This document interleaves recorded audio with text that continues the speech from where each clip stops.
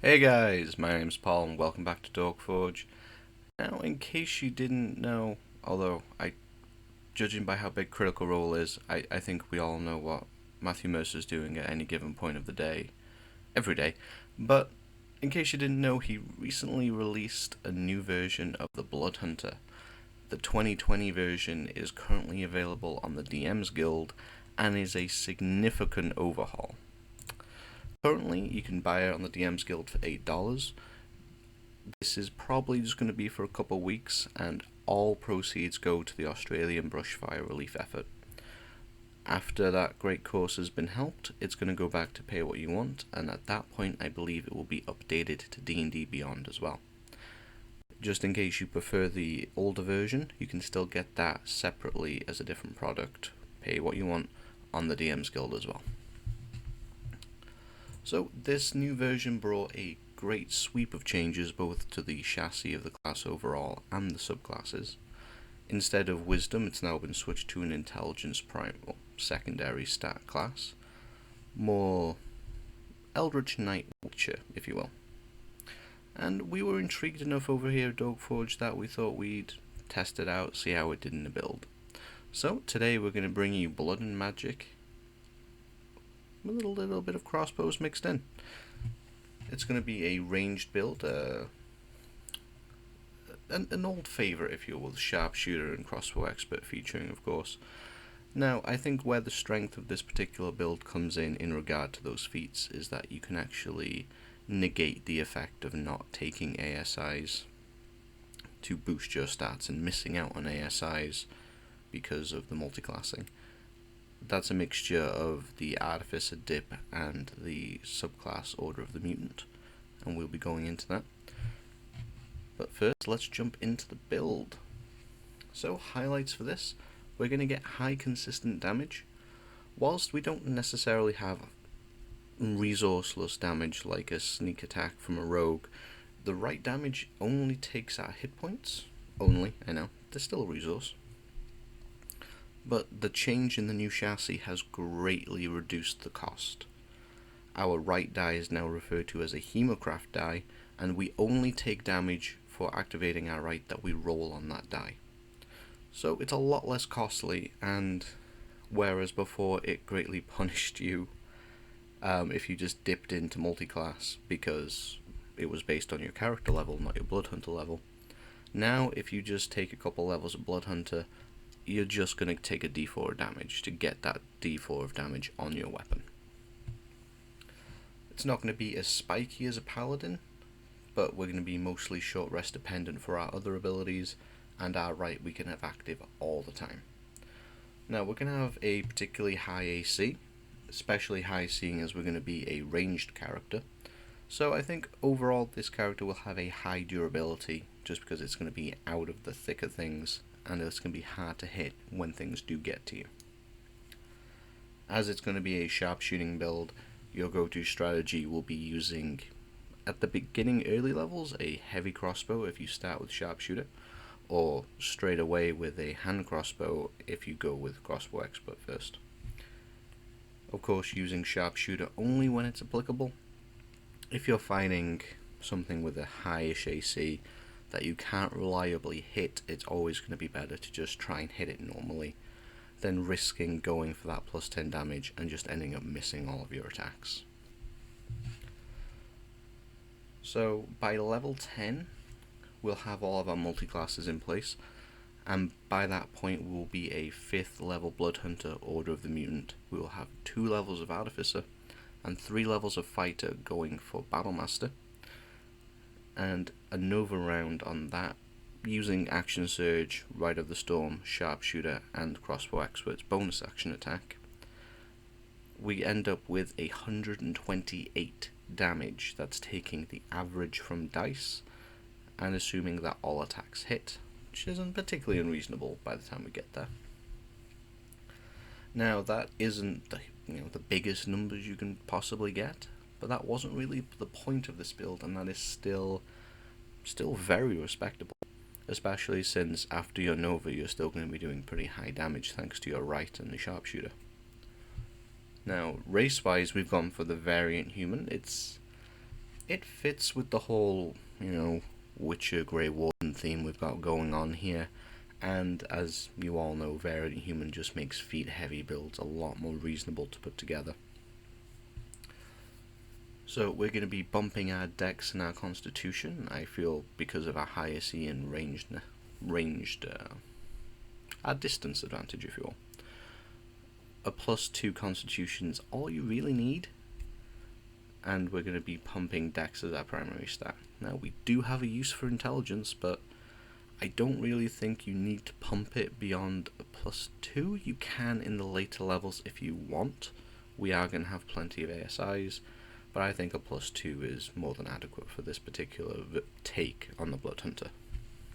We're going to be using curses that, from our Blood Maledict feature, that doesn't really need our mod, and that's intentional, so we didn't end up being too mad. Now, on our previous Blood Hunter build, we did take Tough. That was more of a melee focused build, so the right damage was a much bigger penalty, both in terms of number and the risk that we faced in melee. That build, in principle, a lot of it would still apply. You would just need to change the race, that kind of thing, the stats a little bit. So if you would like to check out our previous Blood Hunter build, in the guide you can just click on that link there. And as always, if you'd like to follow along or look over this guide in your own time, there will be a link to this guide for free down below in the comment section, or the description, along with a link to chickendinner.com, which is the point buy calculator we always use. Now, skills wise, this is going to be one of our generic builds. We don't tell you what background or skills to take. That way it's a lot easier for you to customize this to whatever backstory or playstyle you prefer. However, in general, we always have to recommend stealth for this kind of build, just because it'll make it easier to get into a sniping position and possibly get advantage. So, moving on into our recommended curses, mutagens, and rights. Celerity is actually a big part of this. It'll bump your dex by 3, and in case you weren't aware, the mutagens are kind of like potions you take to mutate your body temporarily, and that is the whole theme, the Order of the Mutant subclass. Each mutagen has its own downside, if you were, and with celerity it's that you get disadvantage on wisdom saves, which some of you might think is a bit severe. In this particular instance, early on that's not really going to matter, because you're not really going to come across wisdom saves that much in tier 1, early tier 2. And then later on, if you hit higher level play and that becomes more of an issue, you can choose not to use celerity and you'll have other things in place to compensate for that anyway. Celerity is going to be our go-to mutagen, but we have got 4 to choose, so we filled those out for you with what we think is most appropriate. Night Eye will give us dark vision, or if you're playing a non-human race, extend that dark vision. Sagacity will increase your intelligence and a less penalizing downside of only giving you disadvantage on charisma saving throws. And Vermilion will give you another use of Blood Maledict. However, that will give you disadvantage on death saving throws. If you're already making death saving throws, then something's gone wrong though. Now, from our primal rights, we'll be choosing Rite of the Storm. I do think it's the coolest looking damage type, having lightning crackling around your sword and your bolts, but I also think that it's going to end up probably being the least resisted in most campaigns. For our blood curses, we've gone for Curse of the Marked. This has received a change. It used to double whatever you rolled on the damage die against your marked target. However, now it allows you to roll 2 Hemocraft die. That's better in some ways. If you rolled low before, you would end up with a low damage overall. Now you have a bit more luck on your side, hopefully, unless you're very unlucky and end up rolling low on 2 damage die. Now you can amplify your curses by taking more damage, and in the case of Curse of the Marked, that will give you advantage on your next attack. Curse of the Eyeless is going to be the first aspect of our defensive, outside of our very respectable AC, our defensive plays. if your target isn't immune to being blinded, so if they don't have blind sense, true sight, tremor sense, that kind of thing, then you're going to be able to give them disadvantage on the attack against you. Both of these curses do not depend on our intelligence modifier, so that also made them a very strong pick for this build in particular, because we don't want to be too mad. We will have 2 levels of Artificer. Our infusions are going to be repeating shot, that allows us to use our hand crossbow with a shield, and the +1 we get will help make sharpshooter more viable and help offset not maxing out our dex early on. Enhanced defense, you can put this in either your shield or armor, but I would personally recommend armor, and this will help drive our defense even higher up. Cure wounds as one of your first level spells. It's always handy. You can pick up down teammates or top yourself up between fights to get rid of that Hemocraft die damage. Light as a cantrip is also probably going to come in handy. You can cast that on your shield or something. Humans don't have dark vision, and really this build is giving you multiple ways of counteracting that. Now when you get your Battlemaster and subclass and you start getting your maneuvers, we've got some useful and thematic choices. Precision attack is always a great one to have in your back pocket, especially with a sharpshooter build, so you can try and make sure you hit that attack. Menacing attack, making an enemy frightened of you, is certainly a very good proposition, but I thought it was particularly thematic because of how the Blood Hunter is described.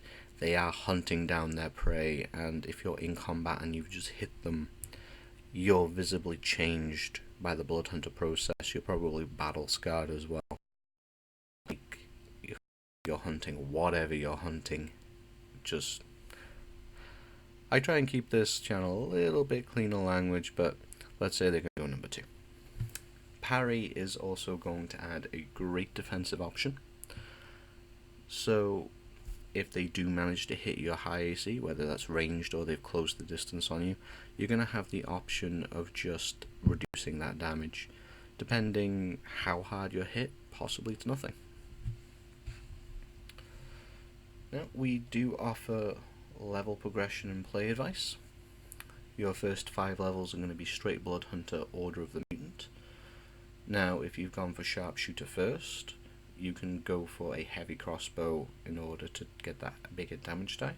If you've gone for Crossbow Expert first, then you'll be using a hand crossbow until, well, forever, unless you need to switch up your damage type.